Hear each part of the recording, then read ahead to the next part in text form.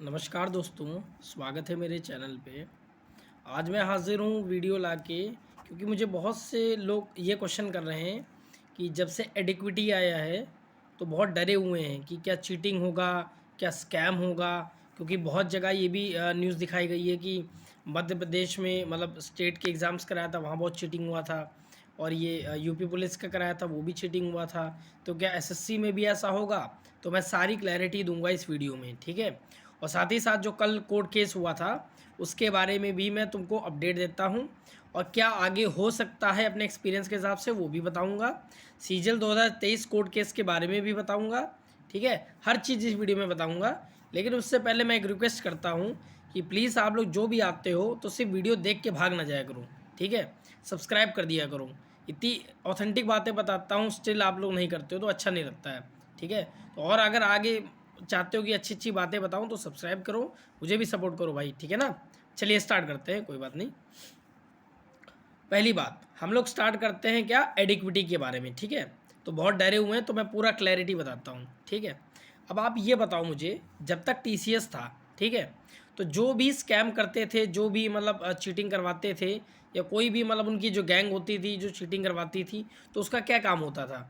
सिर्फ टीसीएस को ही तो सेटिंग करना होता था ना। किसी सेंटर में गए, टीसीएस के लोगों से बात की और सेटिंग हो गई। अब एक चीज़ देखिए, एग्ज़ाम सेंटर्स एडिक्विटी के हाथ में है, ठीक है। एग्ज़ाम मॉनिटर कौन कर रहा है? अर्नेस्ट एंड यंग, ठीक है। सॉफ्टवेयर कौन दे रहा है? वो क्यूबेशन वाला दे रहा है। क्वेश्चन पेपर्स कौन बना रहा है? वो 3 कंपनी मिलके बना रही हैं। तो इस एग्ज़ाम को 4 मल्टीपल स्टेजेस में बांट दिया गया ना। सॉफ्टवेयर कोई और दे रहा है, क्वेश्चन पेपर्स कोई और दे रहा है, ठीक है। मॉनिटर कोई और कर रहा है और एग्ज़ाम सेंटर्स कोई और कर रहा है। तो क्या एडिक्विटी अकेले कुछ कर सकती है? आप खुद सोचो भाई। किसी के हाथ में अगर सेंटर है तो उसके हाथ में मॉनिटरिंग तो है नहीं, ना ही उसके हाथ में सॉफ्टवेयर है, ना ही उसके हाथ में क्वेश्चन पेपर्स है। तो अकेले एडिक्विटी क्या ही उखाड़ लेगी? आप खुद सोचिए ना। तो भाई जो यूट्यूब में आपको टीचर्स या जो भी यूट्यूबर्स गलतफहमी में आपको भ्रमित कर रहे हैं, रूमर फैला रहे हैं कि एडिक्विटी आएगा, ये हो जाएगा, स्कैम हो जाएगा, तो भाई खुद अकल लगाओ ना। एडिक्विटी के बाद तो सिर्फ सेंटर्स है ना, और क्या ही कर लेगी वो। भाई जो मॉनिटर कर रहा है, एग्ज़ाम मॉनिटर कर रहा है, वो तो अलग कंपनी है ना। जो क्वेश्चन पेपर्स बना रहा है वो अलग है, और जिसका सॉफ्टवेयर है वो अलग है। तो अकेले एडिक्विटी क्या कर लेगी जब उसको ना तो क्वेश्चन पेपर का पता है, ना मॉनिटरिंग का उसके हाथ में है, और ना ही सॉफ्टवेयर का हाथ में है, ठीक है। तो थोड़ा सा अकल लगा के सोचा करो। मुझे लगता है एसएससी ने जो स्टेप उठाया है बहुत अच्छा उठाया है।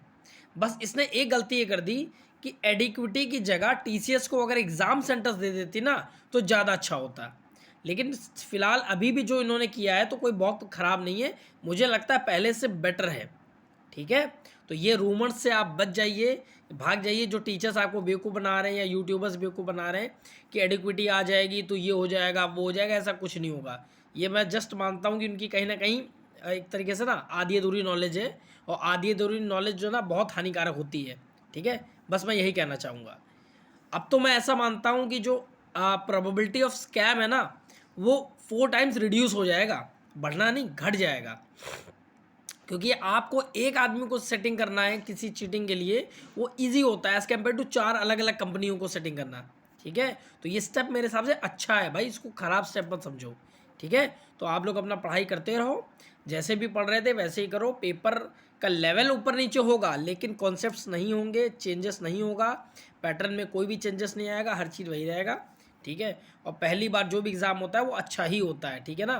टफ नहीं आएगा, मॉडरेट आएगा, बढ़िया आएगा। और चेयरमैन साहब ने पहले बोल दिया है कोई चीटिंग नहीं होगी, एक शिफ्ट में मेंस होगा, और एक एक क्वेश्चन बिल्कुल सही होंगे, कोई भी गलत नहीं होगा। तो मुझे लगता है 2025 बहुत ही फेयर एग्ज़ाम होगा, ठीक है। एडिक्विटी से क्लियर हो गया, ठीक। दूसरा, इस बार ऑफिस सुपरिटेंडेंट की पोस्टें बहुत ज़्यादा आ रही हैं, 4200 ग्रेड पे की। कैसे? दिल्ली में 866, ठीक। उसके बाद तुम्हारा बेंगलुरु में 700 प्लस, चेन्नई में तुम्हारा 466 प्लस, मुंबई में 9852, ऐसे ऐसे करके जब जोड़ रहे हैं ना, कानपुर में 176, ठीक है। तो टोटल जोड़ने पे अभी तक मेरे पास जो टेलीग्राम चैनल में मैंने डाला है 4300 प्लस आ चुकी हैं। अभी कानपुर लखनऊ में 150 प्लस आएगी, भोपाल में 450 प्लस आएगी, ऐसे ऐसे करके भी बहुत सारी वैकेंसी आनी है। तो टोटल 5500 तक ऑफिस सुपरिटेंडेंट आराम से आ जाएगी। और ESIC और भी नए डिपार्टमेंट है जो इस बार रिपोर्ट करेंगी वैकेंसी ASO की, और बाकी ASO और GST सब मिला दोगे तो लगभग 8500 8,500 के आसपास 4600 ग्रेड पे की आराम से 4200 4600 आ जाएंगी। ठीक है, तो गोल्डन चांस है, बहुत ही अच्छा चांस है। दिल्ली में भी 866 है ऑफिस सुपरिटेंडेंट, याद रखिएगा। तो बहुत ही अच्छी पोस्ट आ रही हैं और टोटल वैकेंसी लगभग 17 से 18,000 आएंगी। ठीक है, तो बहुत ही अच्छा चांस है, आप ज़्यादा इतना उधर उधर भटकिए ना। तीसरी बात, बहुत लोग कह रहे हैं डिले होगा, नहीं, बहुत ज़्यादा डिले नहीं होगा। एसएससी जो ये टेंडर वाला काम कर रही है वो बहुत पहले से कर रही है। ठीक है, बहुत जल्दी डिसाइड हो जाएगा और मैक्सिमम टू मैक्सिमम 10 दिन, इससे ऊपर एक्सटेंड नहीं होगा, देख लीजिएगा आप। नोटिफिकेशन एक्सटेंड होगा, एग्ज़ाम नहीं, एग्ज़ाम देखिए टाइमली ही होगा, जून के एंड में ही होगा या तो जुलाई के फर्स्ट वीक, इससे ऊपर नहीं जाएगा। Mains first week of October में हो जाएगा। आप आज ये वीडियो देख लीजिए, फिर आप रिजल्ट के बाद देखिएगा। मैंने जो प्रेडिक्शन दिया लगभग सही बैठ गई। मैंने बोला था मेंस में भी पूछो रिजल्ट से पहले 7 क्वेश्चन दोनों शिफ्टों में मिनिमम बोनस होंगे, और देखो हो गए। मैंने बोला था क्रिन चेंज हो जाएगा, इलेक्ट्रिसिटी बिल चेंज हो जाएगा, दोनों चेंज हो गए। तो अधिकतर चीज़ें मेरी बातें सही निकल जाती हैं। ठीक है, मैंने 5 से 4 महीने पहले बोल दिया था ऑफिस सुपरिटेंडेंट की नई पोस्ट इंट्रोड्यूस होगी और अच्छी खासी वैकेंसी आएगी। देखिए फिर ये बात आ गई, ट्रू हो गई। ठीक है, तो मेरी बातों की ऑथेंटिसिटी को समझो, मैं बातें जो कह रहा हूँ सोच समझ के कहता हूँ। तो इसलिए डरिए नहीं, बढ़िया पढ़ाई करिए, वैकेंसी भी अच्छी है, और एडिक्विटी से डरिए नहीं, सब चीज़ें पॉजिटिव रहेंगी और इस बार फेयर एग्ज़ाम होगा। ठीक है, तो ये बातें सारी क्लियर हो गई। 3 पॉइंट्स मैंने बता दिए, एक वैकेंसी से रिलेटेड, एक एडिक्विटी से रिलेटेड, और तीसरा कौन सा, ये वाला चीटिंग और स्कैम वाला जो भी है उससे रिलेटेड। ठीक है, अब आते हैं हम कोर्ट केस से रिलेटेड। ठीक है ना, जो कल हुआ, हियरिंग हुआ था। ठीक है, उसमें क्या हुआ है और क्या हो सकता है मैं आपको सब बताता हूँ। पहली बात तो कल 2 केस हुए थे। ठीक है, एक अनुराग पाठक ने किया था, वो हमारा पर्सनल जानने वाला मित्र है, उसने किया था एसएससी के खिलाफ। अभिजीत आनंद उनके वकील थे। उन्होंने इसलिए किया था क्योंकि क्वेश्चन एक उसका था कंप्यूटर का, कैश मेमोरी वाला 20 तारीख को एसएससी ने जानबूझकर उसका ऑप्शन चेंज कर दिया जबकि वो क्वेश्चन सही था। तो उसके रिलेटेड किया है क्योंकि उनकी अच्छी खासी जॉब लग जाती, स्टैटिस्टिकल ऑफिसर बन जाते जेएसओ वाला। लेकिन चूंकि उनका प्रॉब्लम ये हो गया कि एक क्वेश्चन गलत कर दिया तो वो कंप्यूटर से फेल हो गए। ठीक है, तो उन्होंने किया, लेकिन एसएससी ने हाई कोर्ट ने उस पिटीशन को डिसमिस कर दिया है। अब बहुत भ्रमित ये बताया जा रहा है कि डिसमिस हो गया, ये हो गया, ऐसा नहीं है। वो dismiss with the direction towards the CAT, मतलब उनको एक वो दे दिया गया है, मतलब जो हाई कोर्ट ने एक वो दे दिया है अनुराग पाठक को, उनके वकील को, कि आपको लायबिलिटी मिल गई है। ठीक है, कि आप जाके कैट में जाइए, क्योंकि रूल होता है, देखो प्रोसीजरल रूल होता है ये, कि सबसे पहले अगर आपको किसी एडमिनिस्ट्रेटिव बॉडी के खिलाफ कोई भी केस फाइल करना है तो सबसे पहले आप कैट में जाइए। कैट में आपको जो रिलीफ मिले ना मिले जो भी है, उसके बाद आप हाई कोर्ट में जाएंगे, सिंगल बेंच, फिर डिविजनल बेंच, फिर उसके बाद सुप्रीम कोर्ट। तो ये लोग डायरेक्टली हाई कोर्ट चले गए थे, इसीलिए उसने रीडायरेक्ट कर दिया कि आप कैट में जाओ, ये हमारे हाथ में नहीं है। तो इसको क्लैरिटी होना चाहिए कि वो केस डिसमिस नहीं हुआ है, वो केस को रीडायरेक्ट किया गया है कि आप कैट में जाओ, पहली बात। अब दूसरा, जो एक नाइटन नाम से कोई लड़का है, मुझे पूरा नाम याद नहीं आ रहा है, उसने सुप्रीम कोर्ट के खिलाफ, एसएससी के खिलाफ भी केस दर्ज किया है। तो वो इसलिए था कि 18 और 20 तारीख को जो इन्होंने बोनस बांटे हैं इसके ऊपर था। ठीक है, तो मैं इसका क्लैरिटी बताता हूँ कल क्या हुआ। पहले इन्होंने कैट पे लगाया था। ठीक है, तो कैट की हियरिंग इनकी 22 अप्रैल को है। ठीक है, तो इन्होंने सोचा कि एक्सपेडाइट करने के लिए, प्रोसेस को बहुत तेज़ करने के लिए वो चले गए आपके हाई कोर्ट में, डिविजनल बेंच में उन्होंने लगा दिया। तो कल हियरिंग हुई थी, तो कल क्या क्या हुआ मैं पूरी बातें बताता हूँ। ठीक है, पहले तो जब ये जज साहब के पास ये लोग सामने गए तो इन्होंने साफ साफ ये बोल दिया, जज साहब ने ये बोल दिया कि भाई देखो ऐसा है, ये केस जो है ये हमारे अंडर में नहीं आता है, ये पहले आपको कैट के थ्रू जाना पड़ेगा। तो ये मतलब वो डिसमिस करने के प्लानिंग में, तो वो पहले सुन ही नहीं रहे थे। लेकिन इनके जो वकील थे, सिन्हा साहब जो भी थे, वो उन्होंने बहुत ही तरीके से मैच्योरिटी के साथ सारी बातें रखी। ठीक है ना, उन्होंने कैसे बताया कैसे एसएससी ने क्या ब्लंडर किया है, 2023 में भी किया था, इस बार भी कर दिया। इन्होंने 10-10 क्वेश्चन बोनस दे दिए और इन 19-19 क्वेश्चन चेंज कर दिए। तो इस बात पे एसएससी ने ये बोला कि देखिए क्वेश्चन में डिस्क्रिपेंसी थी तो हमने मार्क्स टू ऑल कर दिया, इससे किसी का नुकसान तो हुआ नहीं। तो उस बात पे जज साहब ने खुद ये बात बोली कि देखिए अगर कोई क्वेश्चन मेहनत से कोई कर रहा है, किसी ने इन्वेस्ट किया टाइम और उसने अपनी काबिलियत से क्वेश्चन सही किया, और किसी ने किया ही नहीं, जिसको कुछ आता ही नहीं था, उसको भी आप फ्री में 4 मार्क्स दे दो, तो ये तो एक तरीके से गलत हो गया ना। आप किसी ये कह के सिर्फ ये बोल दो कि मार्क्स टू ऑल हो गया, तो मतलब मैंने ठीक कर दिया, ऐसा नहीं है। देखो इससे इनजस्टिस तो होता है जेन्युइन लोगों का। जज साहब का ये कहने का था कि नहीं आपने गलत किया है, बोनस क्वेश्चंस को नहीं देना चाहिए था, ठीक है। इसी बात पे उन्होंने बोला कि मतलब ऑर्डर होता क्या ना, जज जब बात करता है ना तो उसके बाद ज़्यादा टाइम नहीं होता है, 3-4 मिनट 5 मिनट मैक्सिमम। मैंने जितने भी हियरिंग्स देखी हैं वो 4-5 मिनट में बोलने लगते हैं, ऑर्डर अपना लिखने लगते हैं। तो ऑर्डर लिखते लिखते वो बोलने लगे कि एनॉमलिटीज़ हुई थी, ठीक है, या मतलब ये सब हुई थी। तो मतलब कोर्ट जो उसका वो था, एसएससी का वकील था, तो उन्होंने बोला एनॉमलिटी प्लीज़ उसको कंसिडर मत करिए, डिस्क्रिपेंसी लिख दीजिए। तो वही सब बातें हुई थी। तो फिर उन्होंने कोर्ट ने ये आदेश दिया है कि पहले आदेश ये दिया है कि कैट को दिया है कि आप फास्ट प्रोसीडिंग्स करिए, ठीक है, बहुत फास्ट करिए, लेट लेट ना करिए, इसका सुझाव, इसका जल्दी से सोल्यूशन करिए इस केस का, ठीक है। तो अब वो कैट में हियरिंग होगा 22 अप्रैल को, ना कि हाई कोर्ट में, ठीक है। आदेश हो गया कैट को कि आप जल्दी जल्दी सब इसको निपटा दो। दूसरा क्या हो गया, चलो ये आदेश वाला हो गया। दूसरा उन्होंने ये आदेश दिया है कि इंक्वायरी बैठाओ बोनस वाले क्वेश्चंस पे, ठीक है, बोनस वाले और रॉन्ग क्वेश्चंस पे एक इंक्वायरी बैठाओ। अच्छा, इंक्वायरी से रिलेटेड लोग कंफ्यूज ये हो रहे हैं कि क्या कोई नई कमेटी बनी है, तो ऐसा नहीं है। कमेटी सिर्फ और सिर्फ एसएससी की एक्सपर्ट वाली ही है, ठीक है ना। जो एसएससी की एक्सपर्ट कमेटी होती है ना, इसको बोलते हैं, एक टेक्निकल वर्ड होता है एसएमई, सब्जेक्ट मैटर एक्सपर्ट्स, ठीक है। वही लोग फाइनल आंसर की के लिए वो लोग अपना अप्रूवल देते हैं। तो अब होगा ये कि सब्जेक्ट मैटर एक्सपर्ट्स अपनी एक रिपोर्ट बनाएगी और उस रिपोर्ट में सारे क्वेश्चन जो भी बोनस हुए, ऑप्शन चेंज हुए, उसका एक्सप्लेनेशन देगी, ठीक है। उसको बोलते हैं कॉन्फिडेंशियल रिपोर्ट, ठीक है। तो वो कॉन्फिडेंशियल रिपोर्ट वो लोग सबमिट करेंगे कैट में। तो कैट में जब कॉन्फिडेंशियल रिपोर्ट सबमिट हो जाएगी तो उस बेसिस पे क्या करेगा, जो कैट का जो जज होगा वो क्वेश्चंस को देखेगा और वो उसकी मेरिट पे जाएगा कि क्या क्वेश्चंस के आंसर देते वक्त एसएससी ने इस बात का ध्यान दिया है कि हाँ जेन्युइनली बोनस दिए गए हैं कि नहीं दिए गए। देखो कोर्ट के अपने जूरिसडिक्शंस होते हैं, ठीक है। कोर्ट का सिर्फ और सिर्फ जूरिसडिक्शन ये होता है कि वो जुडिशियल रिव्यू तभी ले सकता है जब प्रीमा फेशिया पे बिल्कुल सामने, ठीक है, जिसको पैल्पेबल एरर कहते हैं, बिल्कुल सामने जो एरर दिखेगी ना आपके सामने, ठीक है ना, इस लेवल पे एरर है जो क्रिस्टल क्लियर है, तभी कोर्ट कुछ कर सकता है। अगर आप सिर्फ इस बेसिस पे जाओगे कि भाई एंटीसीडेंट रिवर यमुना नहीं गंगा होगी, इंडस होगी, तो वो कुछ नहीं होगा भाई। इन मामलों में तो कुछ नहीं होगा, ये आप मेरी लिख लीजिए आज ही, ठीक है, जब आएगा वर्डिक्ट तब देख लीजिएगा। ऐसे क्वेश्चंस में कोर्ट के खुद के भी जूरिसडिक्शन नहीं होते हैं, ठीक है। सुप्रीम कोर्ट के अपने खुद के ऐसे वर्डिक्ट्स हैं, बहुत सारे हैं। मैं भी लिखा नहीं हूँ ना, मैं आपको सब डिटेल में सारे बताता कि किस किस वर्डिक्ट में क्या हुआ, 2017 में क्या हुआ, 2013 में क्या हुआ, 2015 में क्या हुआ, ऐसे बहुत से वर्डिक्ट्स आए। उन वर्डिक्ट्स का मैं निचोड़ बताऊँ ना, सार बताऊँ, तो उसमें ये लिखा है साफ साफ कि किसी भी कोर्ट को, ठीक है, रेस्ट्रेन करना चाहिए, दूर रहना चाहिए, रिलक्टेंट रहना चाहिए कि इंटरफेयर करे आंसर की इसमें। कभी भी कोर्ट्स का काम नहीं है, ना ही वो सब्जेक्ट मैटर एक्सपर्ट्स हैं, ठीक है। तो उसका काम यही है कि आप इंटरफेयर ना करिए और वो अपने जो भी एग्ज़ाम कंडक्टिंग एजेंसी है वो उसी को पे छोड़ दीजिए। It is best left to academics, ये बोलते हैं वो लोग, ठीक है। तो अगर आप सिर्फ ये कह दो ये क्वेश्चन बोनस क्यों दे दिया, तो इस बेसिस पे अगर वो कुछ करे तो मुझे ऐसा नहीं लगता है, ठीक है, कुछ होगा। क्योंकि सब्जेक्ट मैटर एक्सपर्ट ने अगर अपने कॉन्फिडेंशियल रिपोर्ट में सही से एक्सप्लेन कर दिया कि हमने क्यों दिया है बोनस, क्यों ऑप्शन चेंज किया है, तो मैं आज लिख के बता रहा हूँ कुछ नहीं होगा, आज देख लीजिएगा।